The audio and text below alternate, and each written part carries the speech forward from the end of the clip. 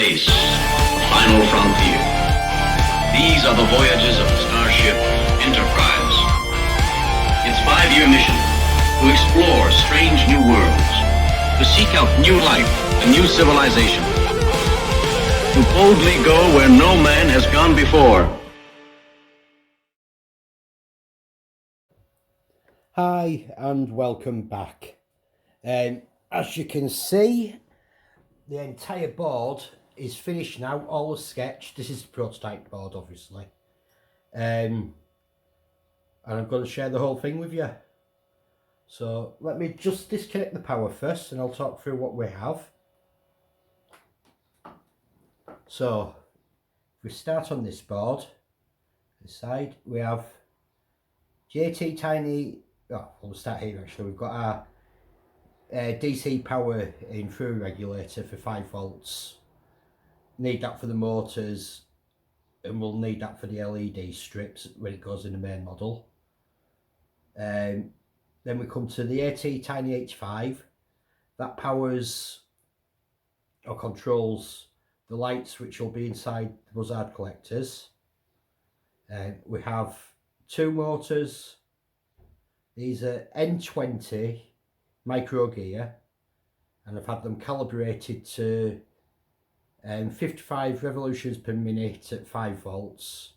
The studio model worked at 60 revolutions per minute, so I can live with that 5 revolutions.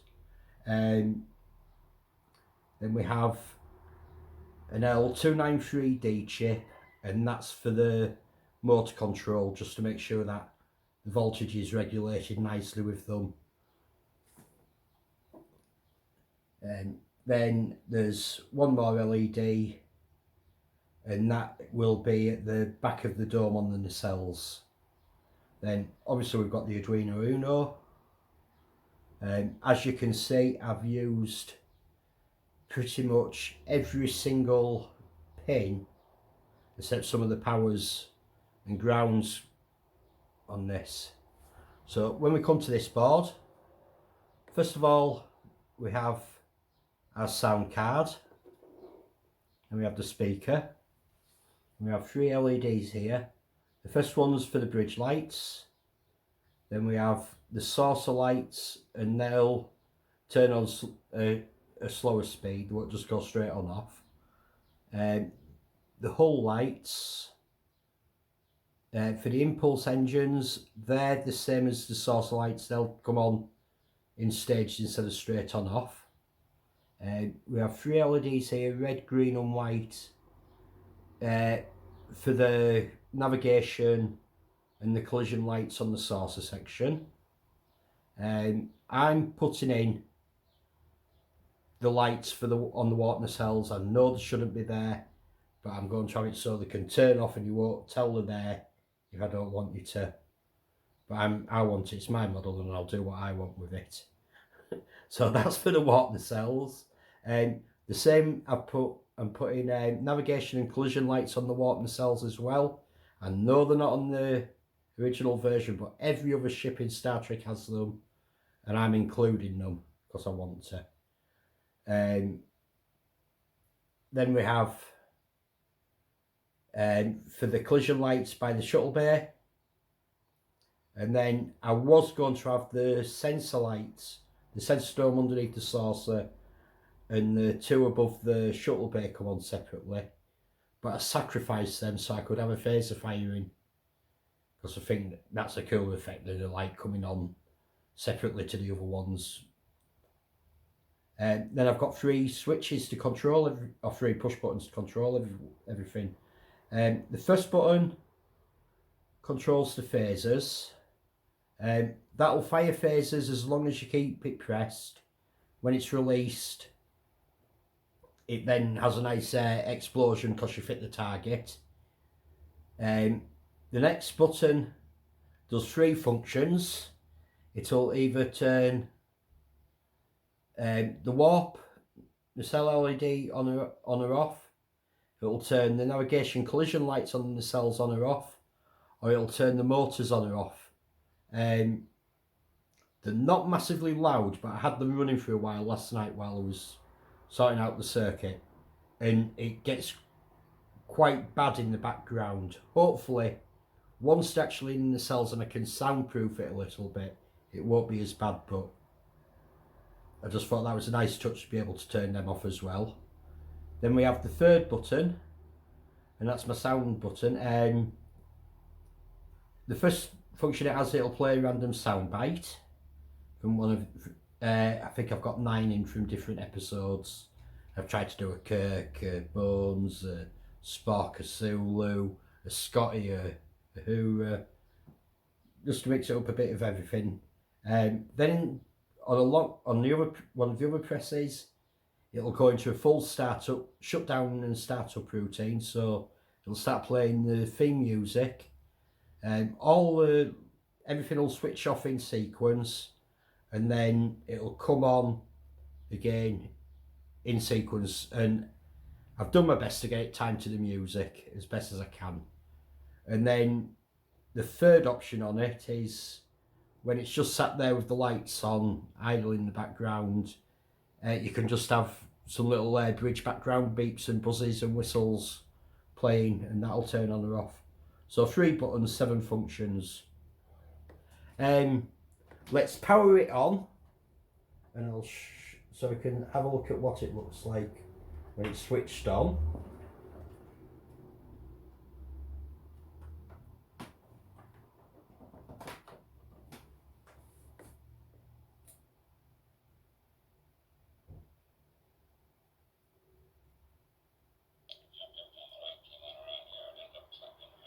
So just on power up, it has a small routine it goes through. So our first button fires our phasers.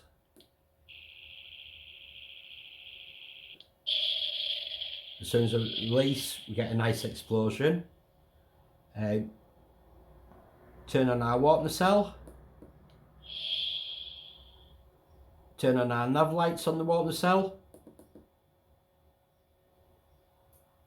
This took me ages to get all this to stay in sync every time I turned anything on or off. And hold it longer and the motors stop. Double click, I'm not sure if you'll be able to hear that, but we've now got background music playing. Single click, we're going to our sound bites.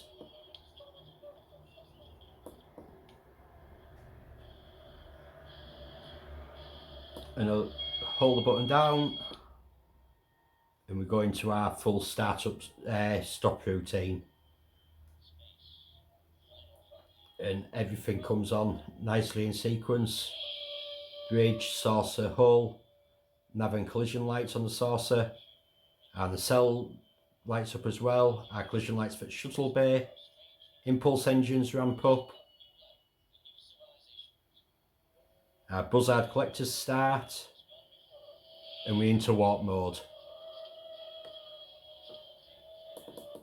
And then double click will end any sound going. So I'm going to share this entire sketch with you. All the libraries I've had to do, I've had to include. I'll include my sound file so you can just plug and play. I'll show you how to transfer to the ATtiny 85. My next step is going to be going on to the ATMega 328, which is basically the control chip of the Uno, and I'll no longer have the Uno in the circuit. So I'll show you how to do that. I'll make sure I show you how to connect the sound card, how to convert files into a format the Arduino can understand, how to wire buttons in, how the motors are wired in. I've been quite clever in the circuit. I've got, the Arduino should only have 13 pins in use, and I've got 20 pins in use. 3 of the buttons are doing 7 functions. I've got one of the pins is powering 5 lights. The motor should use 6 pins, and I've got it off 2. So I'll go through how I've done all that.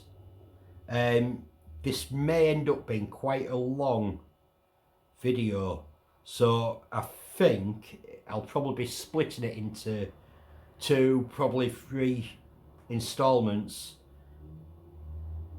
They'll all drop at the same time, but it'll make it easier for viewing and to go back to what you actually, if you want to find certain things instead of a huge one.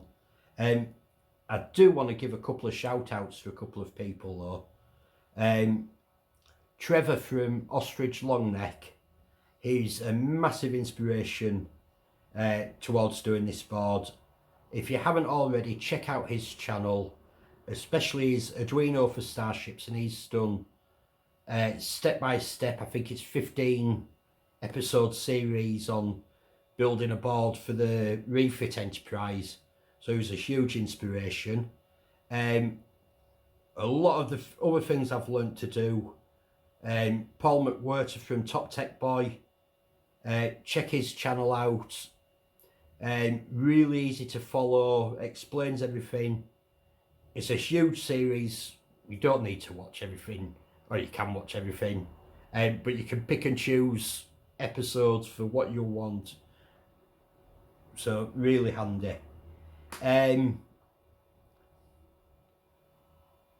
think the next stage is I'm going to start showing you how to do all this. Links to everything will be in the description. Links to Paul and Trevor's channels will be in the description, and I'll try and include everything. If I miss anything, drop me a message and I'll gladly help. Okay, so let's get cracking. So the first thing I'm going to need to do is to download these 5 files. All are in the description below, links to them from Google Drives. The ATtiny 85 Bussard control, this is the sketch that will be downloaded onto the AT85. The final TOS sketch, this is the full sketch that controls everything. Eventually we will be putting this onto the ATMega 328. Enterprise sound zip file, this is all the sound effects and sound bites I've used. If you want to run it how I have it, you will need to download this. The yellow LED flasher zip library, this will be installing this into the final TOS sketch because it's accessed and I use some of the functions. And also OneButton master zip file, same reason, this has to be added as a library to the Arduino because we access some of its functions from the TOS sketch. Okay, now let's get on with the next part.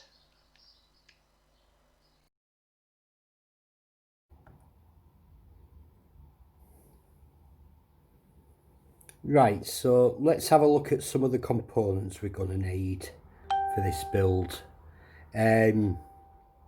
Obviously, first off, you'll need your Arduino board, a cable to connect it to your PC.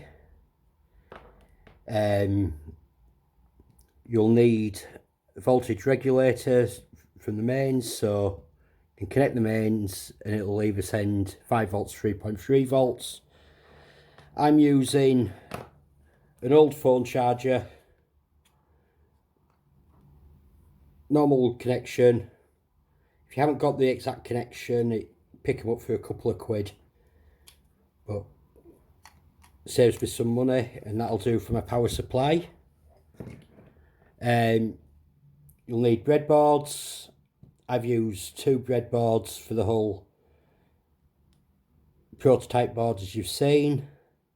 You'll need an ATtiny 85 chip, ATMega 328 chip, an L293D chip, 2 N20 motors, 1 10, what is it, 10, got this this written down. 10 microfarad capacitor,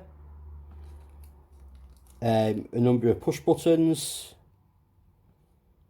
a sound card with an SD card, or an sound card reader and an SD card, which I've put on here somewhere.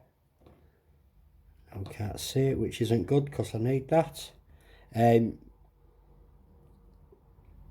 multifunction card reader, that's for putting the sound files onto the sound card, onto the SD card for the sound card reader. A lot of resistors. I'm using 220 ohm resistors. It'll be right for my circuit. You'll need one 16 megahertz quartz crystal. You'll need two 22 picofarad ceramic capacitors. Most of these things you can't buy or you can buy singles, but it's actually cheaper to buy 10 than it is to buy one, so that's why I've got packs of things that I only need one of.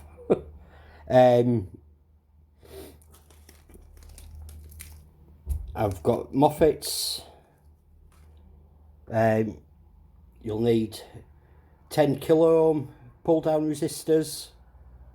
When it goes in the model, internally in the source lights and the hull lights, and for the Warpner cell it's going to be LED strips.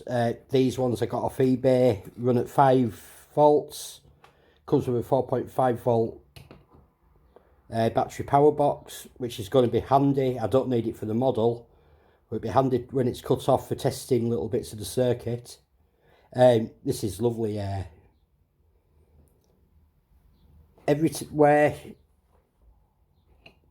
there's one of these little coppers, cut points, so I can cut for one LED in each, and it's 1.68 centimeters. So I've got quite a lot of LEDs in a small place.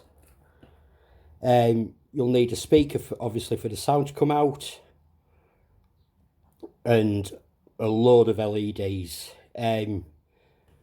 I'm just going to be using the 3mm LEDs, white, red, green, blue, and I need to sort out orange for the phases. But that's what you're going to need. I'll actually put this list together as a file so you can just sort of look at the list instead of watching all this back over and over and over again for what you need. There's probably in total about £30 worth of electronics here. £35, and this does all that board that I'm sharing with you. The closest I've seen for all the effects I'm doing is about £200, and then to add the motors on isn't board control is another £100. So this is why I started doing this myself. I haven't got that money to spend, and it's a massive saving. Still a lot to go through.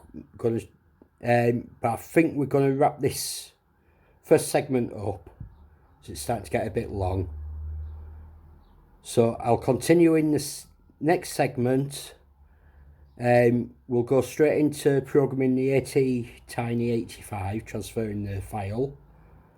We'll go over the sound card and putting files onto the SD card and what sort of files you can use.